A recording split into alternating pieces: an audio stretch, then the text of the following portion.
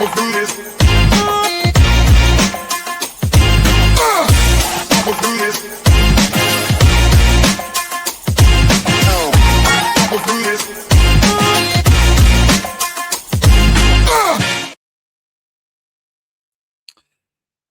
everyone, welcome back to my channel. FPL Vincenzo here, and it's game week 35 in FPL, and for myself and many other managers it's time to activate the second wildcard at last. A lot later than I'm used to activating. In general, I see it as a high upside chip. I want to maximize it, and even now going into this season I'm not convinced that 4 weeks is enough time to really maximize this chip. But we are where we are, and decisions have been made up until this point to get to here. So obviously we're in a position now to activate the chip. 4 game weeks to try and make ground. My overall rank is about 70k at the moment, and I'm still optimistic at least that I can jump sort of into the top 10k and finish in there for the second season in a row. So yeah, let's have a look at what I'm thinking and how we're going to approach this wildcard. It's obviously a bit late, close to the deadline now, but I wanted the full information around the European games, around Aston Villa and Crystal Palace before I committed to a draft. And I didn't want to put a draft out and give some opinions, which were then sort of far away from where I ended up. So I'm pretty sure now I've got a draft, and I'll share that at the end. But sort of my thought process over the week to get to this point. So as I say, I think the first thing to focus on here is we've only got 4 game weeks, 35, 36, 37, 38. I've still got a bench boost to play as well. Game week 36 with a double game week seems the most logical. So how am I going to approach this? Am I going to go all out aggression and literally pick a team with the highest upside? Do I have some sort of reservations around some of these players, and do I want some DEFCON picks, some high floor picks as an alternative? Take a stance on Arsenal and Crystal Palace, because those that played the wild card in 32 did really well out of their bench boost in 33. They've obviously loaded up on certain teams already. The 2 teams I think that have upside now that those managers won't have are Arsenal and Crystal Palace. Neither of those 2 teams doubled in 33, wouldn't have been popular on that wild card. So there might be managers that have 4 or 5 free transfers now that can get back to Arsenal and Crystal Palace players. But I think those wildcarding now have an edge in terms of being able to have easy access to Arsenal and Crystal Palace players. And I think if you're looking for edges and opportunity now over non-wildcarders, I think you have to accept that it's those teams. There's risks particularly attached to Crystal Palace because will they prioritise Europe? But I think you have to look at where your edges are and think, yeah, I need to try and maximise that, take advantage of that. So for me, we've obviously got Man City with a double game week. We've got Crystal Palace with a double game week. We've got Arsenal competing for a title and having the best fixtures. To me, they're the priority 3 teams here. And I think if you're on wildcard now, it's kind of, there's not really an alternative, I don't think, that to pick 9 players from these 3 teams and then obviously fill up the remainder of the other 6 spots with other teams. And I think you have to take a position on those teams. So my first sort of priority this week was work out who do I want 15 players from. Forget who they are for now, the particulars around the individuals, but look at the fixtures. And I kind of narrowed it down to, I think, 8 teams that I wanted players from now until the end. So if I jump on, obviously, to the next slide here, these were the 8 teams I narrowed it down to based on the fixtures. So we've got, I say, Man City and Crystal Palace with a double in 36.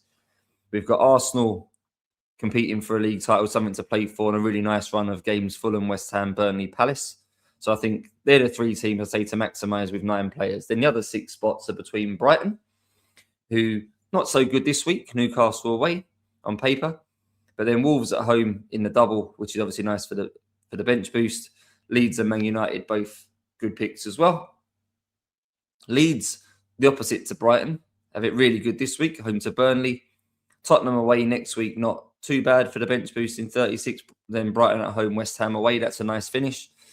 Fulham, a bit like Brighton, another one you can bench them this week, away to Arsenal. And then they go into Bournemouth at home, Wolves away, Newcastle at home. Nice run for Fulham. Aston Villa, more so again because of the next 2 weeks. Tottenham at home this week looks good. Burnley away in the double looks good for the bench boost.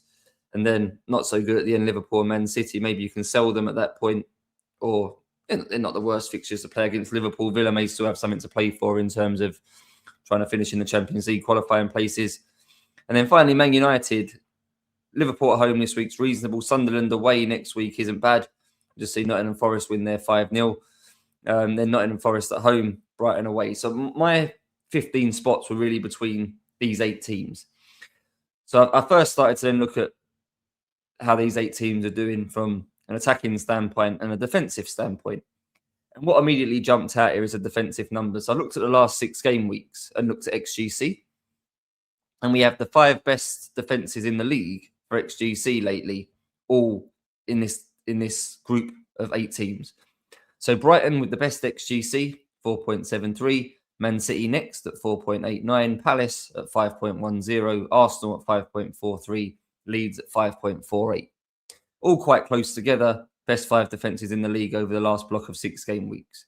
All on radar for this run. Forest came next for those interested in 6th and Fulham in 7th, but a decent gap to both of those two. So if you look at the attacking numbers here, the gap between sort of Leeds in 6th for 8.99 and Palace in 11th for 8.01 is minimal. It's like 1 goal XG difference between 6 and 11. There's basically a 1 goal difference between 5th and 6th for defensive.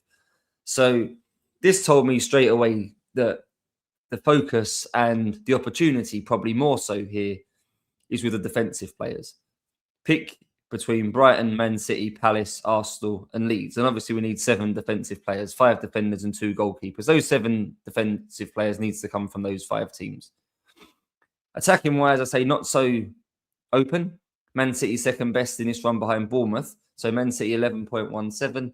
Brighton next at 9.56. Everyone else under consideration here, not so good. We've got Leeds in 6th, Aston Villa 9th, Fulham 10th, Palace 11th, Arsenal 13th, Man United 15th.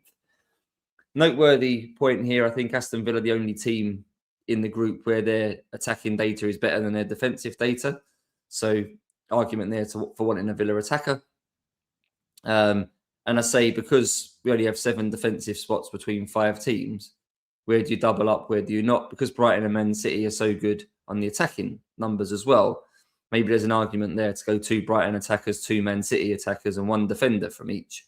And then 5 defensive spots taken up then between Palace, Arsenal, and Leeds. That was kind of my takeaway.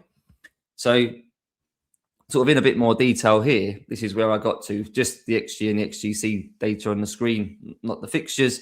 But yeah, Brighton, I'm thinking what I wanted 1 defensive player, whether that's a defender or a goalkeeper is debatable, but 1 defensive player and 2 attacking players. The same for Man City, 1 defensive player, which I think is fairly obviously going to be Nico O'Reilly, considering his data. 2 attacking players, Haaland will be one of them, probably plus a midfielder. Crystal Palace, I think it made sense to go for 2 defensive players and 1 attacker. I don't think there's enough in the data to warrant a triple up in defence. And there is space for an attacking spot here. Same for Arsenal. Again, I think some people would consider a triple up. Defensive data is maybe not as good lately as it's been all season. Still like up there in amongst the better teams, but enough to put me off here, the defensive triple up. So double defence plus 1 attacker. Leeds then fill the final defensive spot. And then attacking wise, I'm going for 1 Palace, 1 Arsenal, and obviously 1 Aston Villa. So that was my starting point for this. And then it's obviously a case then of working out for the defensive players who the goalkeepers are and who the defenders are. And for the attacking players, who the midfielders are and who the strikers are. So looking at defenders for the last 6 game weeks, I say based on attacking data, because I'm chasing upside here, I don't see the point in, if I'm trying to get into the top 10K, I need players that can get double figure returns, maybe some goals rather than just some DEFCON. Nico O'Reilly standing out by a long way here. XG of 1.77, XGI of 2.50. He's unsurprisingly the sort of banker pick amongst the defenders. Away from him, nothing really standing out in terms of the attacking data. I've highlighted a couple of players here having quite a lot of shots, which might be notable. Particularly good balance here, I thought, was Kadioglu of Brighton, under 1% owned. XGI of 0.79 is up there. XG of 0.57, again, up there. And 7 shots is second only to O'Reilly in this group. So he looks like a logical pick. You can say you can bench him away to Newcastle. He's a bit of a differential. And I think if you're going to chase rank here, you want differentials. So he stood out. Amongst Palace, it was quite tricky. Lacroix and Munoz, the same for shots, basically the same for XG and XGI. Lacroix obviously has the advantage in terms of he can get DEFCON as well, albeit in Europe last night, they both would have got it if that was a league game, Lacroix and Munoz. Munoz, obviously, he's generally more of a threat from open play. Lacroix reliant on set pieces to try and get goals and assists. He got an assist as well against Shakhtar last night. Both of them good picks, both of them under 10% owned. If you're tight on budget, I don't hate picking Lacroix instead of Munoz for the saving, but we just know from Munoz from seasons gone by, he could get multiple attacking returns and he's just generally up the pitch. So I think one of those two is probably necessary. For me, the amount of shot volume they have, the fact they can get DEFCON, the fact they've got reasonably good XGI, and they're quite low owned. I think the second Palace defensive option is more awkward. I think you could double up with both of them, and that's fair enough. Richards at 4.4, if you want to save budget, actually has higher XGI than them, but fewer shots. And what it came down to for me was how much did I actually want to play this Crystal Palace player, because they've obviously got the double in game week 36. But the other three fixtures, not so great. Bournemouth away this week. I don't know what we feel like there for a clean sheet. Brentford away in 37, same there. And Arsenal at home on the last day, where they might fully be sort of invested then on preparing for the Conference League final. So this pushed me maybe more towards having Dean Henderson. He does cost more than a Verbruggen or a Cole Darlow. But obviously easier to hide the backup goalkeeper. Luckily for me, I have quite good team value, which probably means I can take this liberty of benching a 5.1 keeper for quite a few weeks. But I can just play Raya in all the weeks with him and then bench him for the other 3 weeks. Whereas if I have two defenders, it's obviously harder to hide one or both of them on the bench. So I've taken the approach here really that I want two Palace defenders, but it probably makes sense to have one of them as the goalkeeper.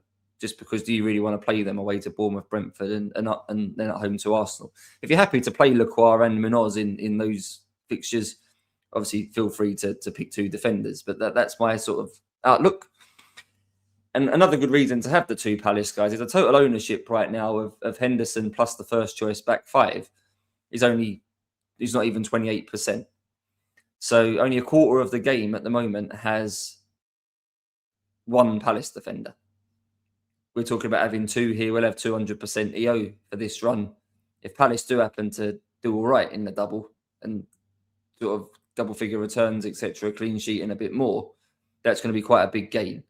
So I wouldn't even completely put people off the triple up in defence. I'd rather probably go triple up Palace defence and triple up Arsenal defence, knowing this, because you're really maximising that edge, considering how low the Palace defensive ownership is. But I say just bear in mind those other weeks, if you're tripling up, do you really what are your expectations away to Bournemouth, away to Brentford, and at home to Arsenal?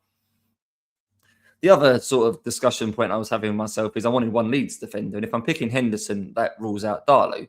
So then it's one defender from Leeds.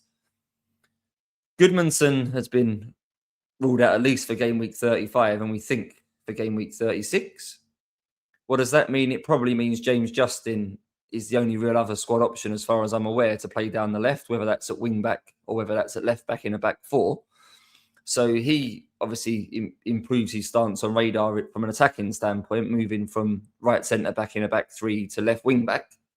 Attacking data is fairly good, 0.95 XGI from centre back. We think that's got a chance of improving going to wing back. 3.9 million. He looks very good. I've got budget in hand here. Do I want him? Do I want Pascal Struijk, who I think is absolutely nailed in any formation and probably the target right now from set pieces? Could score a header, could get DEFCON. We're kind of back in the position of Munoz versus Lacroix here, with Struijk versus Justin. So attacking upside, again, probably Justin is slightly superior, albeit he's going to be right-footed playing left wing-back. We assume that Leeds will stick with a back five. And then Bogle, who has the best data amongst the Leeds defenders, is probably the better pick of them all. He's the most expensive, but again, if budget allows it, the data is the best for him. We think he's first choice at right wing back. We think he's first choice at right back if they play a back four. So I think all three are on the table. My gut feeling right now is that Bogle and Justin will play in the wing-back position. Struijk will be at centre-back. And then what happens? If it's three at the back, is it Rodon and Bijol? If they go to a back four, is it one of them two? Is that the battle right now for Leeds starting spots? If Goodmanson comes back by game week 37, what does that mean? Does Justin go back into the back three, or does he go into right wing back over Bogle? Struijk is here the safest. If you don't want to be messing around with Leeds defenders over the rest of the season, it feels like Struijk's the easy just plug in. He's going to play all 4 games. He's got some attacking threat from set pieces. He's a target of the set pieces. He can get some defcon. If you're feeling a little bit more fruity, Bogle probably has the highest upside of them all, and I think has a strong chance of starting all the games. If you're on budget saving mode, Justin, I think, is valid here and will certainly play the next 2, which is, let's say, Burnley at home, and then for the bench boost, I think is good. You may need your Leeds defender to play more than that if you're loading up on Crystal Palace. I've already mentioned their fixtures at the end, not so good, if you might want to play your Leeds guys. So something to bear in mind and getting that balance, right? But sort of the main takeaways for me here is O'Reilly, I think, is a lock. I think it's really hard not to pick Gabriel.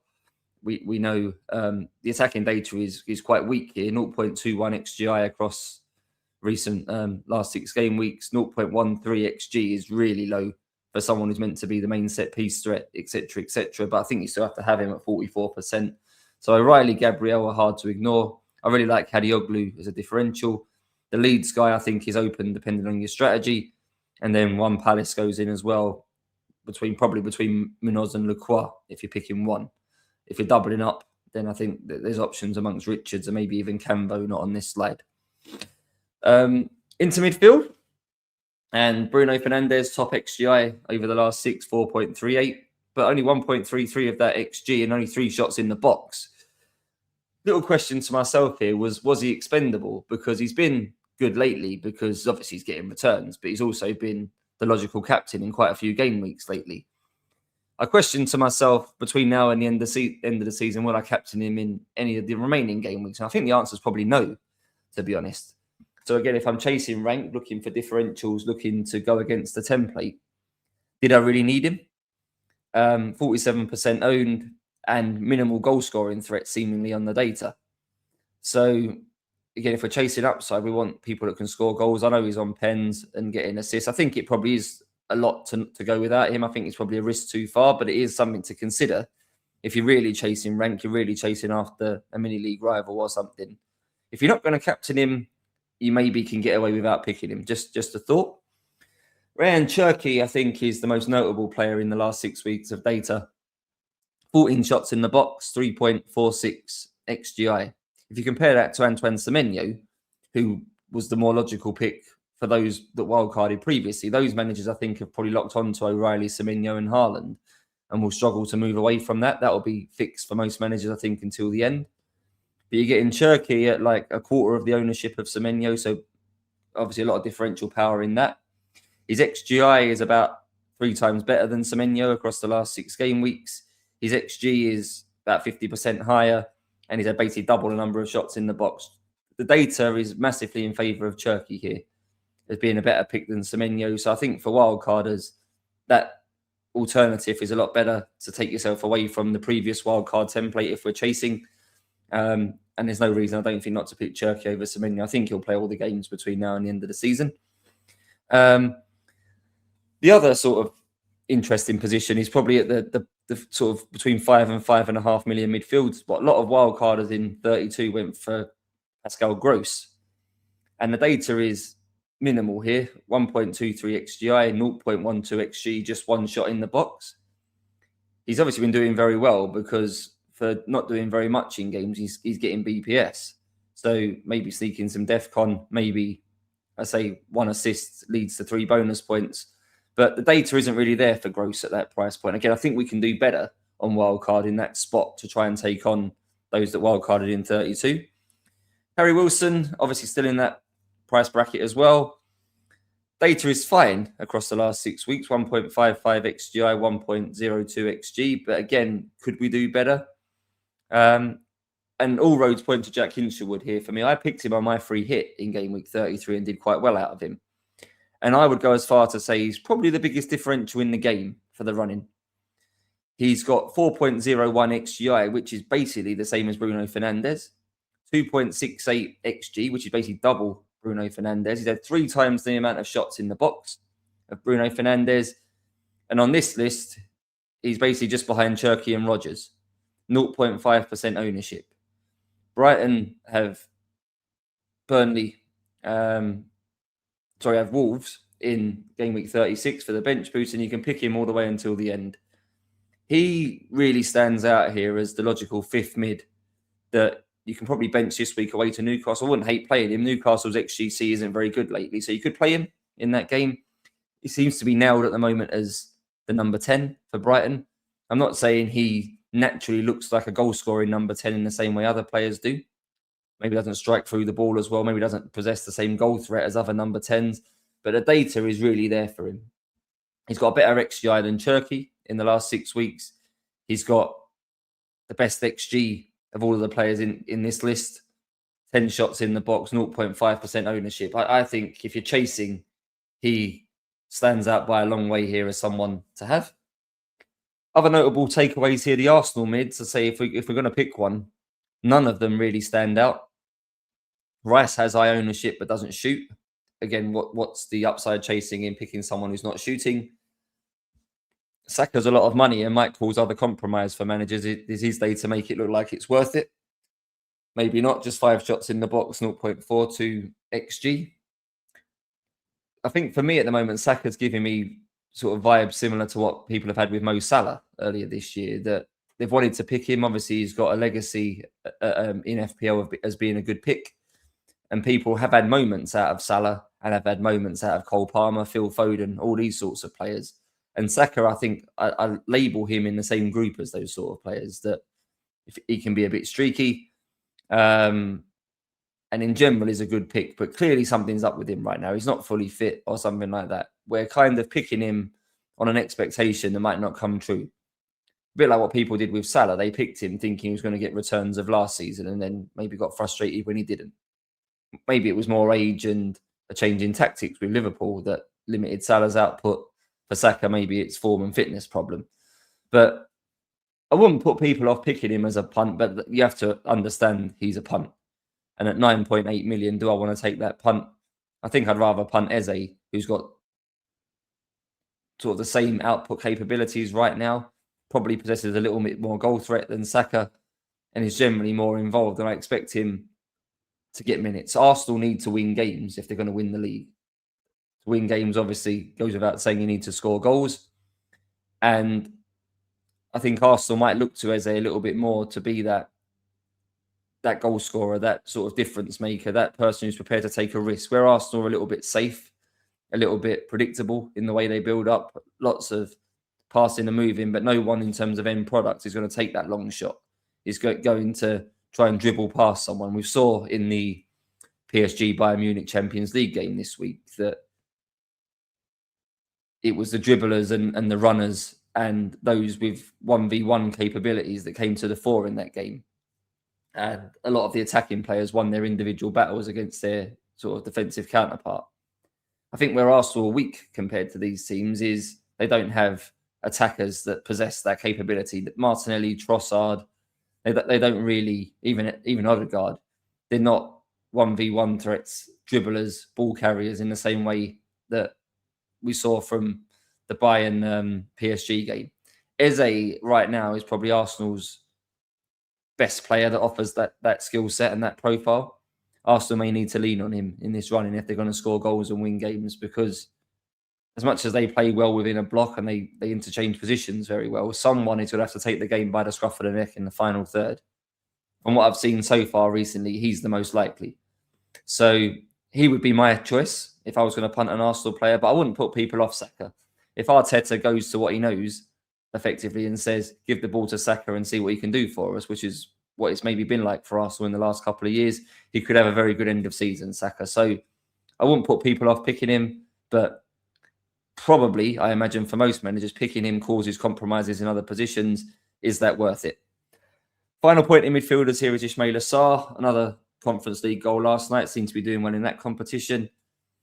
There's obviously a risk over his minutes in the league. He has been benched a couple of times lately and been brought on late in games. Only 5 shots in the last 6 game weeks in the league, but 4 of them have been big chances. So when he is getting a chance, they're goal-scoring chances. And he may be that clinical finisher at the end of this year, that it's 1 shot, 1 goal. Maybe that'll bring some BPS and stuff as well. So I don't fancy the Palace triple up in defence, but I feel like I need 3 Palace players based on the fact I'm wildcarding now. His XG data is very good at 1.74 for someone who's played reduced minutes and someone who's not shooting very much. So when he does get a chance, there are clearly high XG chances. He'll probably score goals in this run, and even if he's getting limited minutes, he only needs 1 chance in the game, and it'll probably be a good one in the positions he takes up. So wouldn't put people off owning him.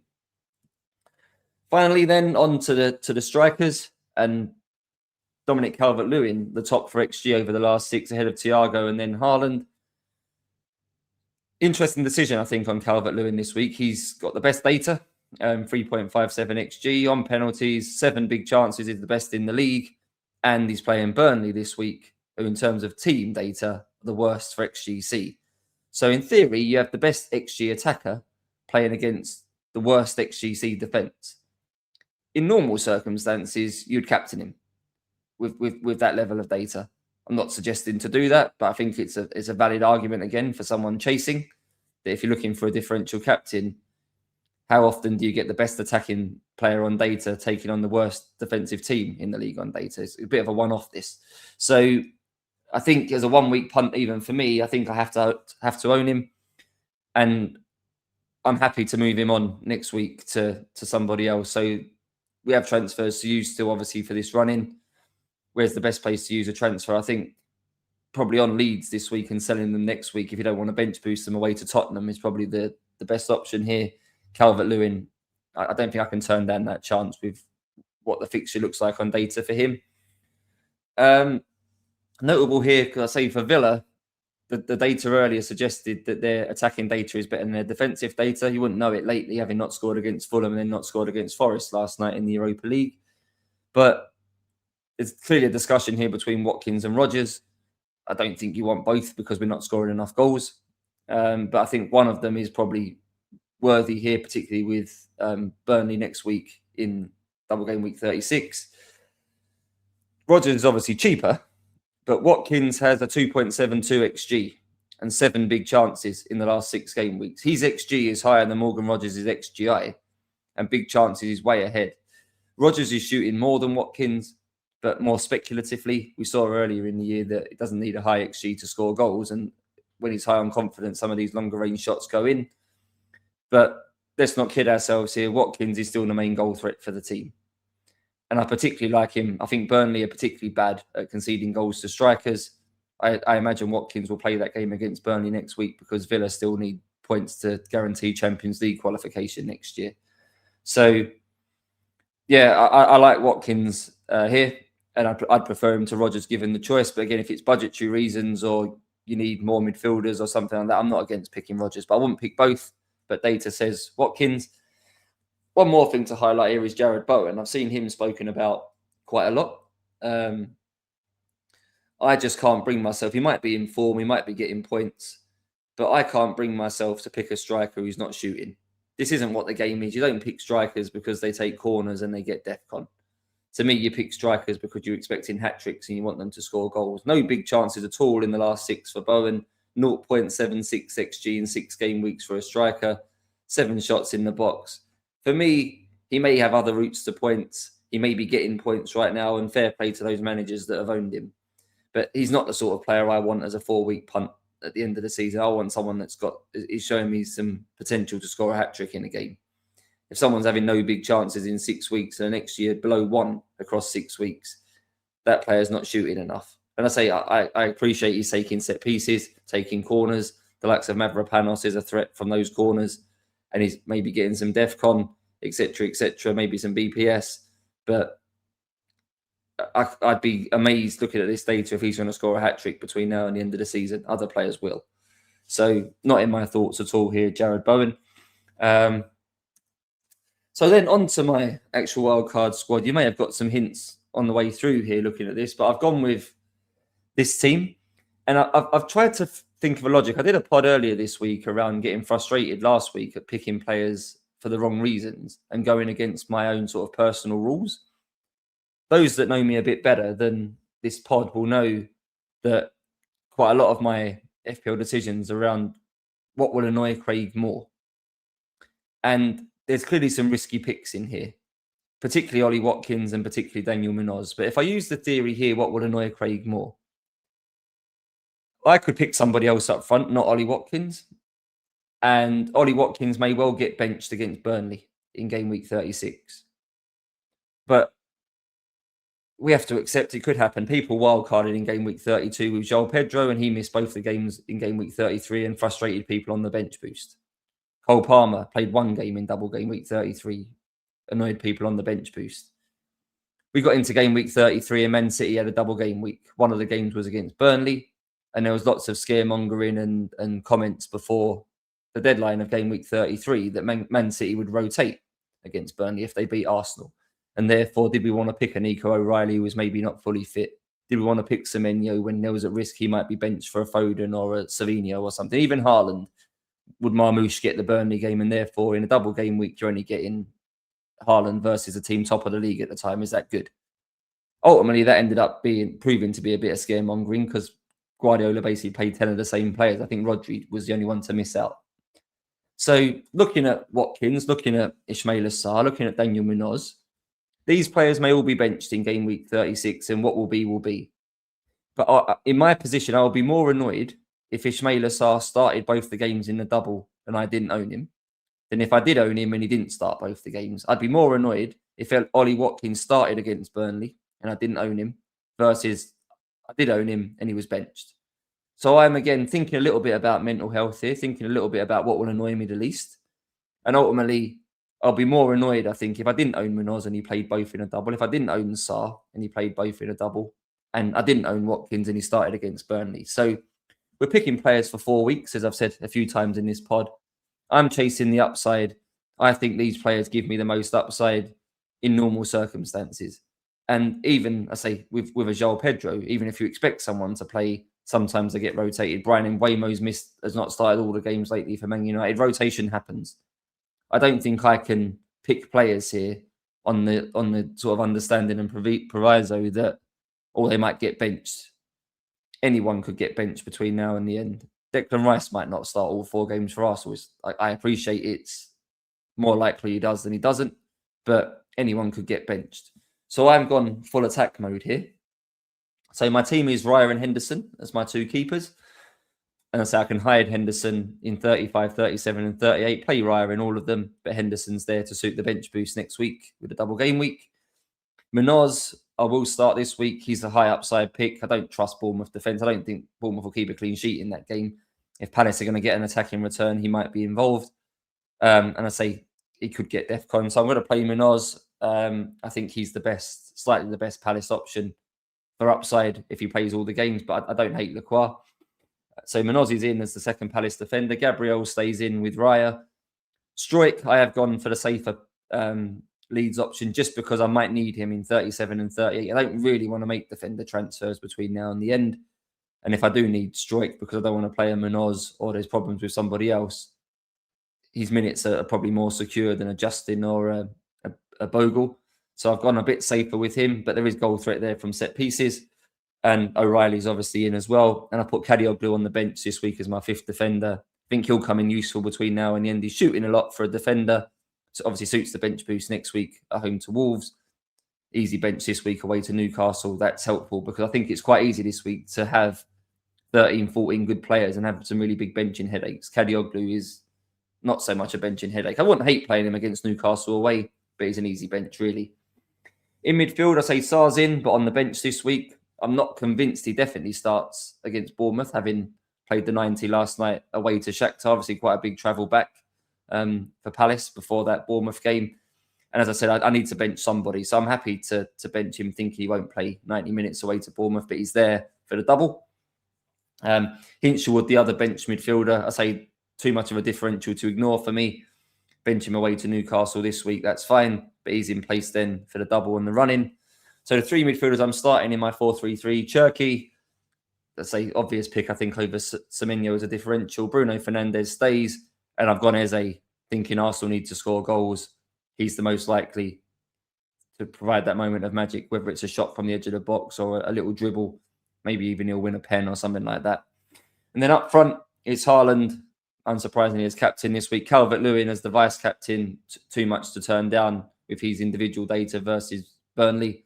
And then I put Ollie Watkins in, home to Tottenham. I think he's a better pick than Morgan Rogers. And there we are. So just to repeat for those on audio, it's Raya in goal, Munoz, Gabriel, Struijk, O'Reilly, Cherky, Bruno, Eze, Haaland, Calvert-Lewin, Watkins. On the bench, Henderson, Sarr, Hinshelwood and Kadioglu. And it makes quite a nice bench boost for next week. And this isn't me sort of messing around with the bench and putting the wrong players on there. But I end up with triple Arsenal on my bench next week, away to West Ham, Raya, Gabriel and Eze, and then Struijk away to Tottenham. That will be my bench boost, because I'm basically playing 3 Palace with a double, 3 Man City with a double, Ollie Watkins away to Burnley, triple Brighton at home to Wolves, and Bruno Fernandes. So I would actually legitimately bench all my Arsenal players next week. So they end up on the bench boost. That's the end of this pod. Hopefully there's some sound reasoning behind there, sort of a mix of data and upside chasing. I'm quite happy actually that of my 15, 8 of them at the moment have ownership below 10%. So obviously lots of differential picks there that if a few of them come off, there's some quite big rank gains, and I'm prepared to risk falling out of the top 100k here. I think it's unlikely at the moment. If I'm 70k and I've got a bench boost and a chip or 2 chips still to play, that should protect me inside the top 100k. But I still want to finish in the top 10k. To do that, I need to move away from the template. And this team here, outside of Bruno, outside of Haaland, outside of Gabriel, is pretty away from the template. And really, the big plan is obviously to maximise these next 2 game weeks. Good team this week. The bench boost looks strong for next week. And then we reassess in game week 37 with some transfers to then look at where there's opportunity. But that's the plan. Move Calvert-Lewin to Welbeck next week. Get that triple Brighton in at home to Wolves. Have Watkins there at home to Burnley. And then obviously all the doublers. Thanks for listening. If you've liked this pod, please subscribe to my channel. Please like this video. I know it's not that long till the deadline. And I'll be in touch again next week with some new thoughts and updated thoughts around my bench boost in game week 36. Thanks for listening and good luck this week.